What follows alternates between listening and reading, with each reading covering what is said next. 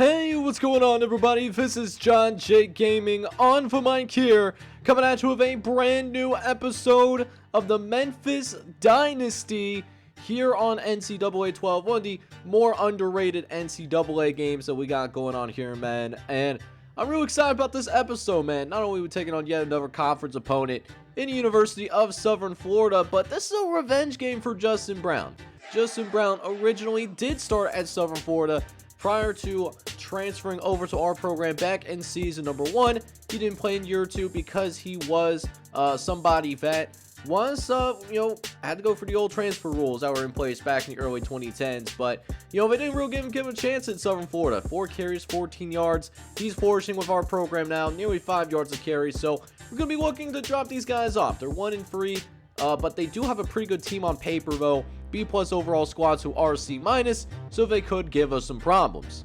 But speaking of things that could be a little bit problematic, we're actually kind of struggling on the recruiting front. We still have not gotten any scholarships accepted, so we don't have a recruiting class yet. And the guys that are soft committed are not to us. For example, we lost out on that 4-star tight end. He did go to Georgia Tech. And then we also have a few guys that are soft committed, such as Anthony Gibson of Georgia. He's soft for Eastern Carolina.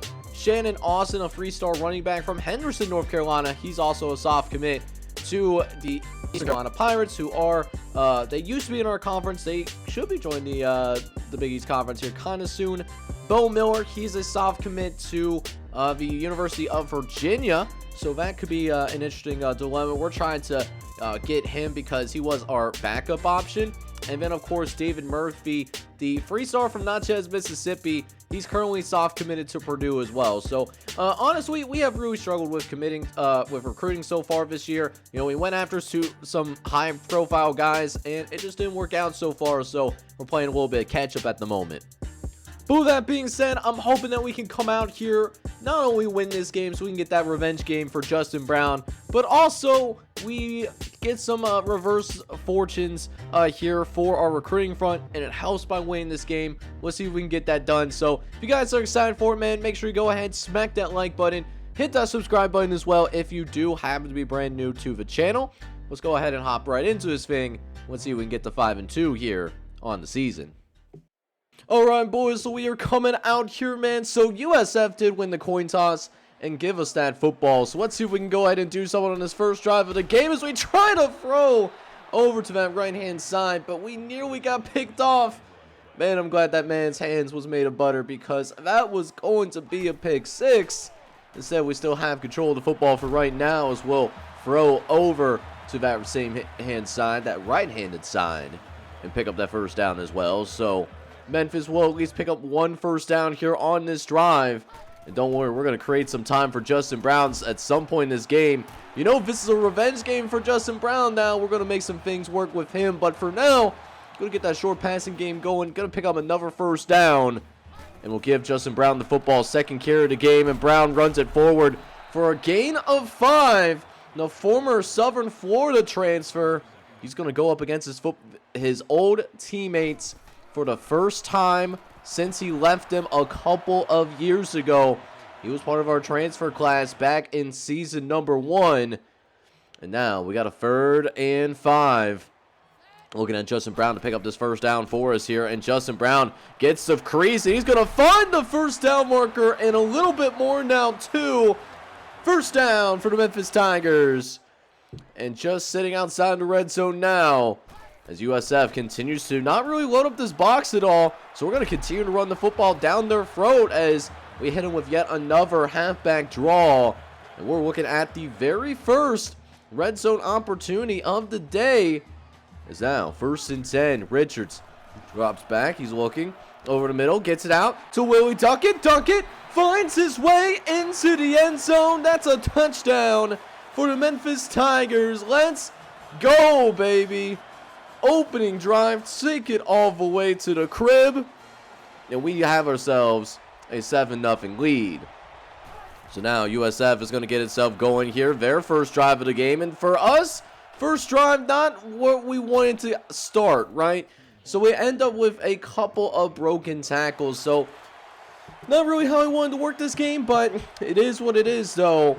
And now USF they're trying to get a drive of their own going as they're at a 3rd and 5, trying to throw a dot to the right-hand side and throws it right into the basket. Not an easy throw to make, but that will also be a first down as well, as USF will look to run once again a first down for the Bulls, as they are not pulling that bull. And now we're looking at a red zone opportunity for USF as well. Can they match our touchdown? We're going to have our defense really need to step up here. You know, and I can handle them bending a little bit. Don't break right now. 2nd and 5. They're going to try to set up the halfback screen. The halfback screen was just, you know, the time was off there. The time was just straight up off, and that's going to make it 3rd and 5. Is a huge 3rd down to start this game for momentum purposes. They're going to try to pass for that first down marker. I'm surprised the quarterback's not trying to run. Instead, he's just going to throw out the back of the end zone. So 4th down there. And they will settle for the short field goal attempt. This will be about 38 yards, so it should be an easy make. And sure enough, it was. So that will be a good field goal attempt here for USF as we still hang on to our lead. We're going to be up 7-3 here halfway through this first quarter of action. So now we take back over as we go a few minutes later into this game. 3 minutes left to play here in the first quarter of action. Going with the 4 verts till it hurts. And we got a man open down the middle of the field. It's our tight end, Brian the Kid. And Brian the Kid with the biggest gain of the day between either team. As that cover 2, beautiful thing about that cover 2, puts a lot of pressure on the center of that field. And if there's not man coverage called, get big plays like that. As we'll throw again here on first down quickly. And Brian the Kid, he's going to make yet another reception. That was almost for a touchdown too. Brian the Kid having a good game so far. But for Justin Brown, you know this is personal. So we got to give him at least 1 touchdown. And he fights his way into the end zone too. We extend this to a 14-3 lead against the University of Southern Florida. And that's thanks to our stud running back. So we got this USF team off balance right now. We got them on their toes. This is going to be a big drive for Southern Florida if they want to make this a game even. As now they're going to try to run it up the middle with their tailback. Marcellus Key. And Key is able to find a little bit of running room. He'll actually pick up a gain of 10 there. So now 3rd and short. A much more manageable 3rd down than what I want it to be. But we need our guys to make plays, but they cannot.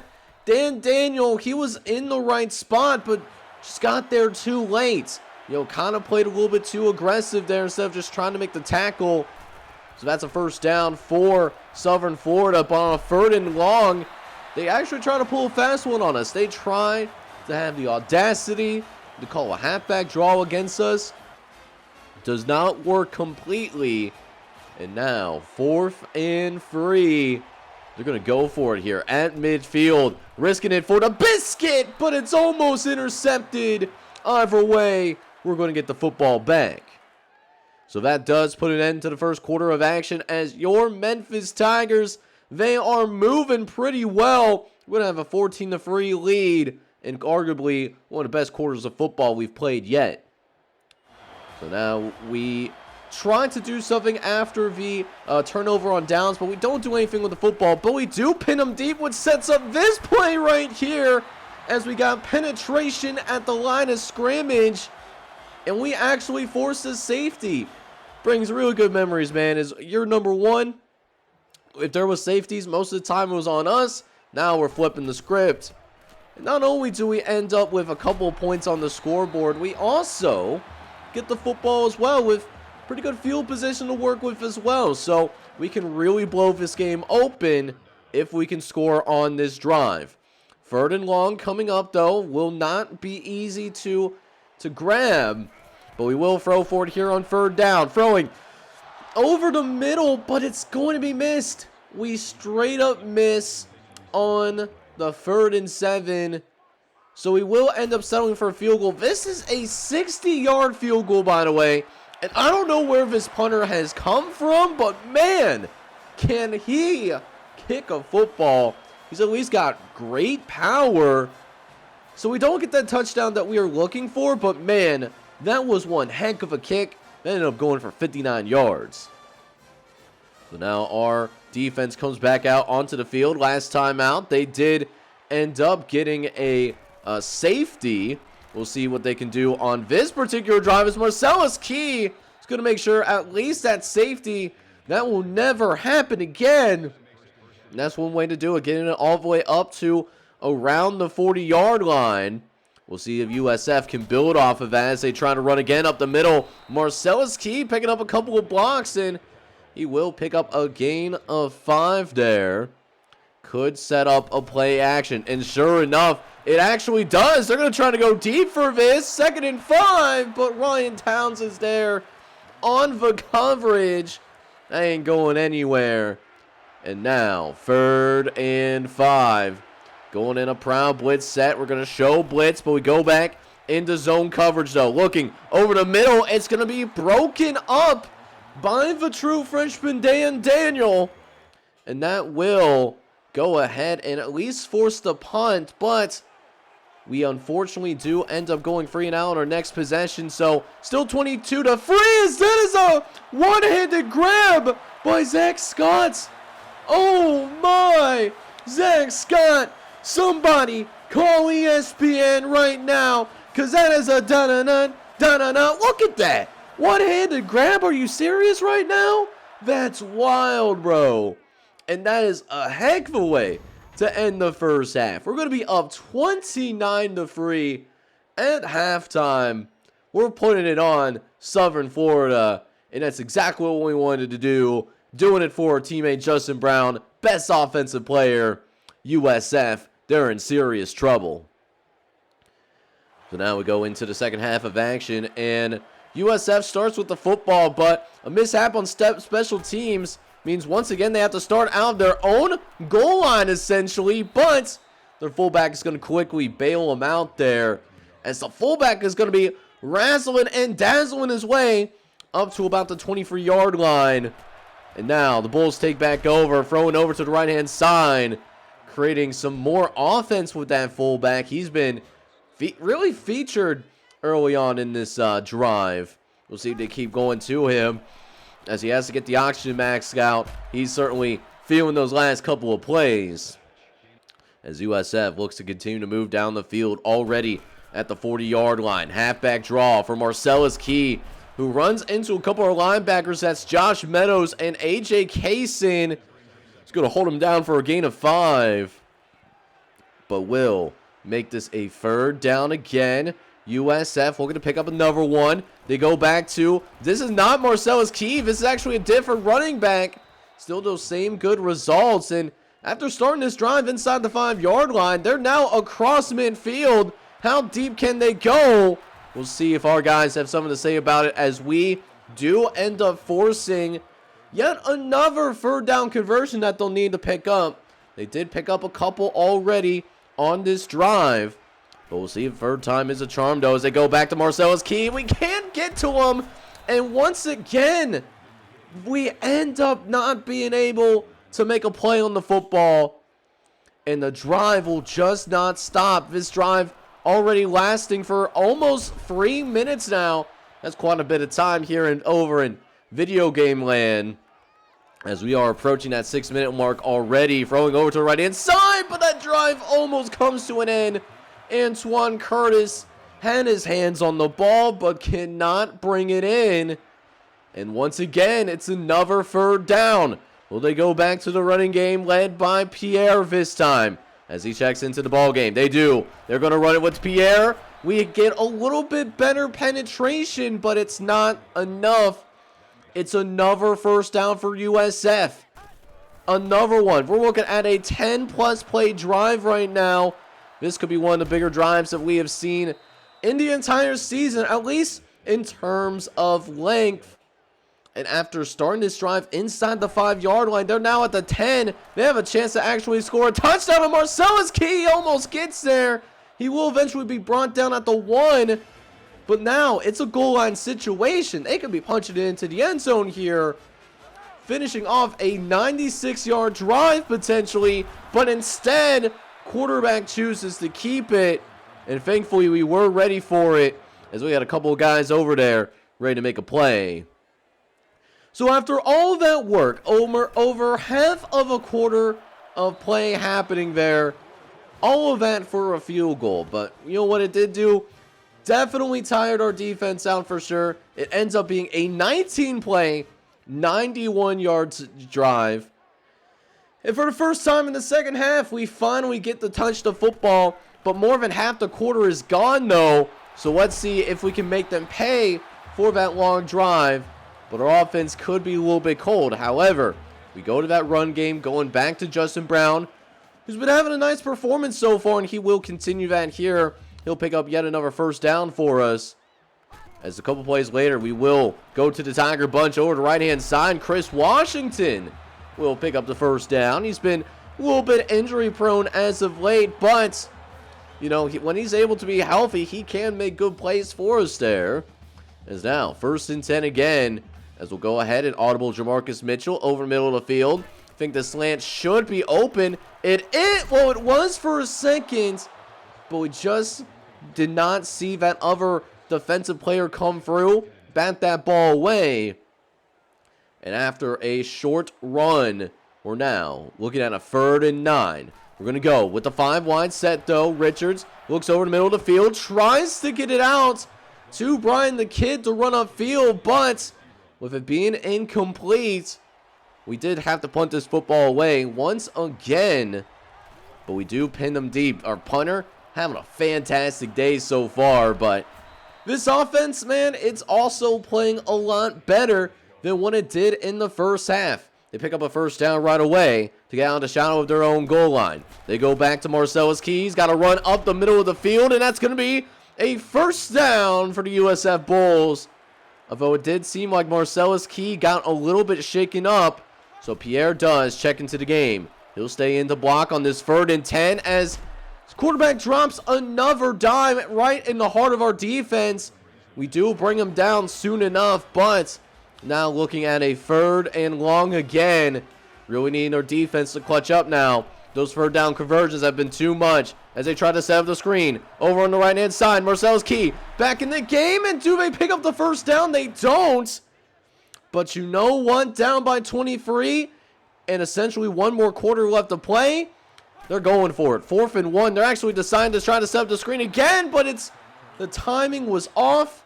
We broke up the timing, and that means when we go into the 4th quarter of action, we're going to be looking at the ball in our hands. USF, they had dominated the time possession here in the 3rd quarter, but in spite of that, we are still looking at a 29-6 lead. We got to finish the job, though. One more quarter, anything can happen. So now, 1st and 10 for the Memphis Tigers after that turnover. As Jesse Richards goes to the shotgun formation, he's going to be looking down the field, trying to get it out to Brian the Kid, but had to release that ball a little bit earlier than I wanted to. That pressure was coming up the middle. And instead, we got a 2nd and 10 as Richards looks to the right-hand side. He's actually going to throw it for Willie Ferwarda. It's the fullback, and the fullback is going to put us up by 30 points after we successfully kicked the extra point, of course. That was a perfect throw. You literally could not have tossed it any better. Best throw I've seen from Jesse Richards all season long. And that is going to make it barbecue chicken. We finished the job against USF. We actually get the backups into this game as well, as your final score does end up being 36-6, so no more scoring after that. But man, how about this play by Zach Scott? Incredible catch, a lot of big-time highlights, and it feels good to win yet another game here in the Big East. Alright boys, so this was one of those games where we were actually able to get the backups in. I feel pretty good about that. Jesse Richards did not have that great of a day though. He was very inefficient. 11 for 25, 152 yards, and 2 touchdowns. But the big thing is I want to get Justin Brown going in the running game today. This was very personal for him, and he delivered. Ends up with 17 carries for 87 yards. Also managed to get that rushing touchdown as well. As for the receivers, what we got going on as of right now is we had a pretty good day with our receiving core, it seems like. Brian Kidd, he led the way with 4 catches for 69 yards, which was, certainly nice. Willie Duckett did end up getting hurt in this game, though. He did have a touchdown grab, but that being said, we might not have him for next week, so that could be an issue. Willie Ferwada had our biggest pass of the day, though. He had an 38-yard grab that he was able to take all the way into the end zone.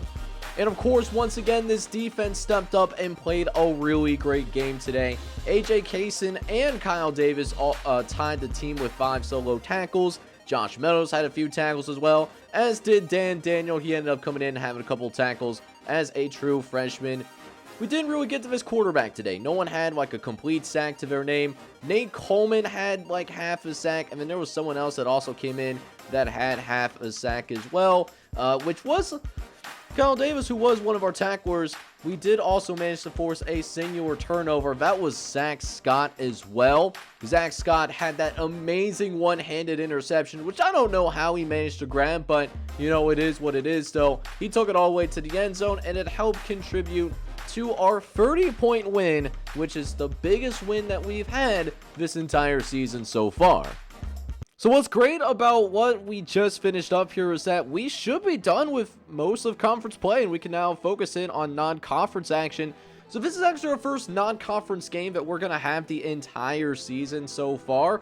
We're on the road against Western Kentucky, and the Hilltoppers, they're 2-3, but they do have a quarterback from our program that is finally starting for them. So, maybe they're going to try to get some revenge on us. I don't know. We got to prevent that from happening, though. So I'm pretty excited about that episode. A little bit of a, coming home party, or I guess on a road party for our old teammate that we had on this team. So should be a good one. I hope you guys enjoyed this episode. It was a great win against Southern Florida.